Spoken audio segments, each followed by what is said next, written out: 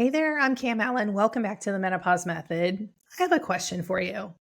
Can you guess which part of your body uses 20% of your energy, but only makes up 2% of your body weight?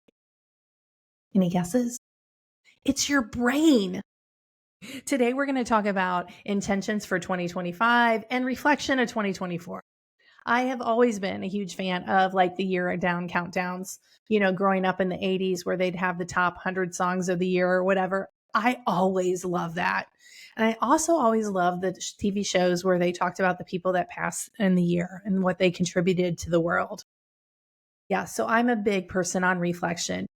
And so today we're going to talk about how to set intentions for 2025 when you're in menopause, and also how to reflect on 2024 so that your brain sees that you've showed up for yourself and you can actually make it easier decisions when it comes to your health and your fitness. The first tool I want to teach you is called 3 Pluses and a Wish. This is actually something I used in the classroom. In my previous life, I was a classroom teacher, elementary school, for 18 years. And this was something I used often with my 5th graders when they were turning in a project. So they would turn in their project, and they also would turn in like a self-reflection, 3 pluses and a wish, 3 things that went really well, and 1 wish, that something that they wish had gone better. We're going to apply that to our lives of 2024. So I want you to think back to your 2024. What are 3 things that you're really proud of? Can you think of 3 times you showed up for yourself? Maybe you set a boundary. Maybe you made exercise a priority. Maybe you took more walks than you've ever taken before. Maybe you practiced food order for better blood sugar balance. Think back to your 2024. Get really quiet and still on the inside and acknowledge the times that you made decisions that supported your health. For me, getting quiet sometimes looks like in the shower. All the great downloads come when I'm in the shower. Why is that? Am I the only one? Or maybe it's when you're taking a walk by yourself. Another time I get really great downloads is when I'm driving a car. Nice music, music's on, sun's out, hopefully, sunglasses. I get the greatest downloads. Now, some of you might be really good at like meditating, and maybe that's when you get your great downloads. Get quiet, get still, go inside, and really think about your 2024 and acknowledge 3 pluses, 3 times you showed up for yourself. Then I want you to spend some time acknowledging what you'd like to improve for 2025. Now, hear me out. I don't want you to think that this is a judgment. It's not a failure. Really, it's an opportunity for growth. So what would you wish for in 2025 that did not happen in 2024? We're going to carry that into 2025. Now, going back to your brain, we're showing ourselves that it's safe to change. We're reflecting on the positive things that happened in our year. So it calms your brain's fear of change. And again, the wish is not about failure. It's about an opportunity for growth. So after you've done your reflection, then we can talk about your intentions for 2025. Now, I'm using the word intentions because the word resolution to me is very rigid, as intentions are very flexible and adaptable. Intentions focus on where you want to be, not just what you want to do. So your intentions are like where it's the be, do, have. I'll link that episode in the notes in here.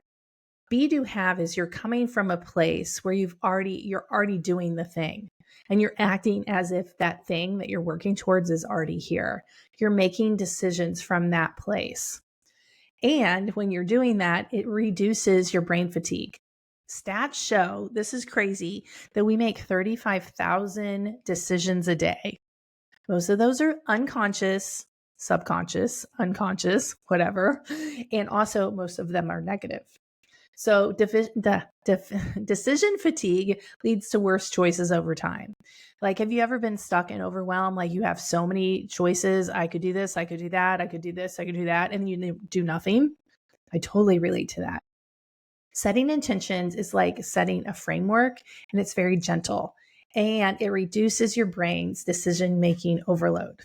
When I'm working one-on-one with clients, this is exactly what we do. We set 2, 3, maybe 4 intentions for the week, tiny little steps. And then we have weekly check-in calls where we say, okay, how'd that go? And here's an example in real life. Like I have a client right now, she's working on increasing her movement snacks.